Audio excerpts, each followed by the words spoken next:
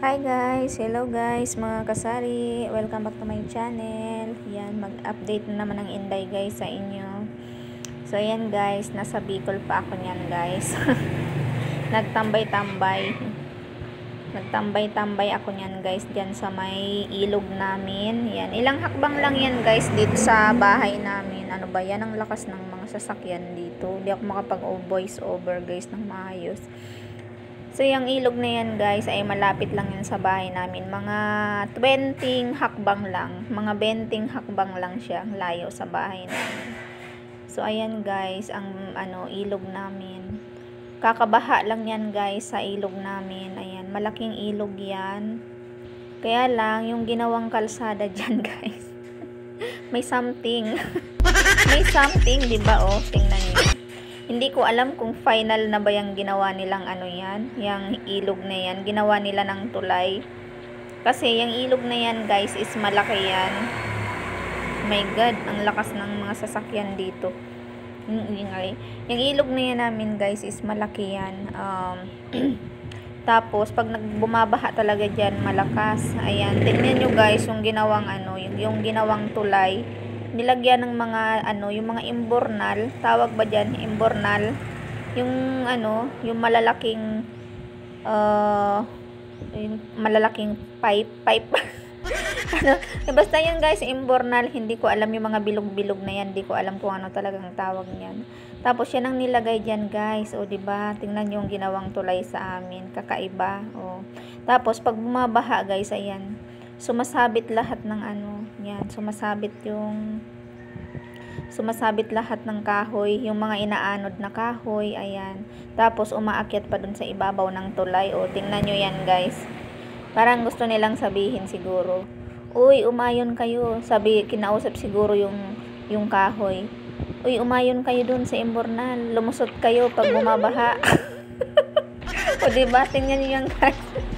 Napupuno yan guys, kaya yan malapit nang masira agad yung tulay. Tapos yung malalaking puno umaakyat dun sa ibabaw. Kaya kung nakikita nyo yun guys, may malaking puno dun sa ibabaw ng mismong tulay. Kasi hindi ko talaga alam kung anong klaseng tulay yan eh. Ako'y napapaisip na lang. Hindi rin ako guys nakakaintindi ng mga paggawa niyan, pero parang may something sa tulay namin, di ba? Lahat ng feeling siguro nung gumawa niyan walang maaanod na kahoy pag bumabaha. O, ayan guys, yung sa likod ng tulay, ayan, nagkabasag-basag na siya, parang malapit ng bumigay. Yung mga gilid, yung sa gilid niya. O, kasi yan guys, pag bumabaha dito sa ilog namin yan is napakalakas talaga kasi maraming pinagmumula ng tubig niyan. Kaya pag bumabaha, pag nagkasama-sama yung daloy ng tubig is napakalakas talaga. Kaya nagtataka talaga ako sa ginawang tulay na yan dito sa ilog namin. Hindi ko alam kung final na bang tulay nila yan or temporary lang. Kasi kung temporary lang yan is, diba guys, napakalaking sayang ng pera. Sobrang laking sayang ng pera. Kung sa gobyerno man ito, napakalaking sayang ng pera, or kung private man, kahit private or sa gobyerno is napakalaking sayang ng pera, 'di ba? So, bahala sila. wala akong magagawa dun guys. So, ayan guys, galing pala ako niyan sa bundok. Umakyat na naman ako para maghanap ng signal. Tapos, ayan, paparating na yung napakalakas na ulan, kaya humangin ang napakalakas. Saka medyo hindi pala medyo, may low pressure. May low pressure talaga niyan guys, kaya sobrang lakas ng hangin doon sa bundok. So diyan ako guys umaakyat. Diyan ako umaakyat para sumagap ng signal. Ang hirap kasi ng signal sa amin guys, yung signal ng cellphone, ng data. Kailangan kong umakyat dyan sa bundok na yan, sa may bandang itaas siya ng bahay namin, para dyan kasi kahit papano is nakakasagap ng signal. Tingnan nyo guys, napakalakas ng hangin yan. Pabagsak na yung ulan, pero naabutan talaga ako ng ulan dyan guys, sobrang lakas. Ayan, umuwi ako, basang-basa ako kasi nakalimutan ko talaga magdala ng payong. So, yan guys, tingnan nyo guys ang lugar namin. Yan, sa bandang itaas lang yan ang bahay namin guys. So, ayan, pauwi na ako niyan guys. Naglalakad na ako niyan. Napakadulas guys. Halos na madapa-dapa ako niyan. Halos madapa-dapa ako niyan guys kasi nakatsinelas lang ako niyan tapos napakadulas. Yan, tapos yung mga kasama ko, yung mga aso. Kahit na dumating na yung napakalakas na ulan guys, hindi nila ako talaga iniwan. Napaka-sweet ng mga aso namin na yan talaga. So yan guys, naglalakad na ako niyan pababa ng pauwi sa amin. Paibaba yan guys, parang siya, yung padaos-dos. Mahirap maglakad lalo na pagka yung madulas tas nakatsinelas or kahit nakapaaman, ang hirap kasi napakadulas talaga. So ayan guys, pababa na ako niyan sa namin, sa bahay namin. Diba? Tingnan yung lugar namin guys. Green na green. Tapos maraming aswang guys. Maraming aswang. Pagkagabi guys, may aswang dito sa amin. Kung ano-ano yung naririnig mong mga huni ng mga hindi maipaliwanag na nilalang. Ayan guys, puro niyugan yan guys, papunta sa ibaba. Tsaka yung matatanaw is para puro niyugan talaga. So ayan guys, halos paggabi na yan guys. Malapit na naman lumabas yung mga aswang. Tapos sasama rin sa kanila. Dati rin kasi ako guys, aswang. Joke lang. So ayan guys, malapit niya ako niyan sa bahay.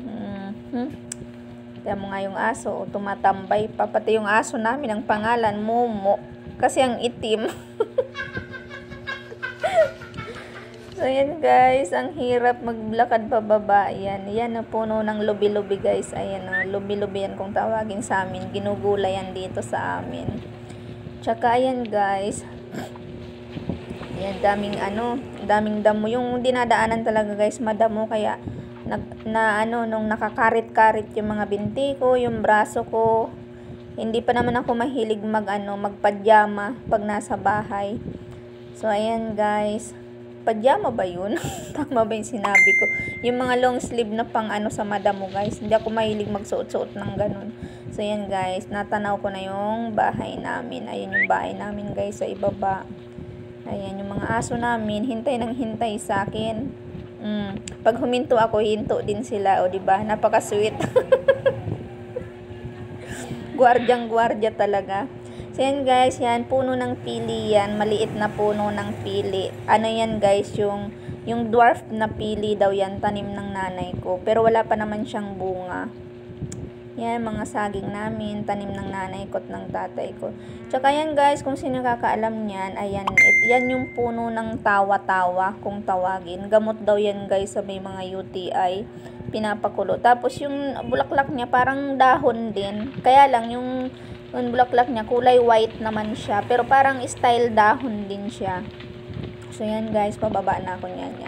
Puno ng kakao namin yan guys. Ang tanda na niyan, kakao na yan guys. Matanda pa yata sa akin yan. Ang dami niyan guys kung magbunga. Yun nga mga bunga siya. Kaya lang hindi masyadong maabot ng aking mahiwagang cellphone. Mahiwagang camera. So yan guys. Hanggang dito lang ang aking vlog guys. Yan. Bye-bye sa inyong lahat. And God bless everyone. Salamat for always supporting me. And sa mga video-videohan ng Inday. Yan, God bless guys. Bye-bye. Thank you very much. Happy selling mga kasari.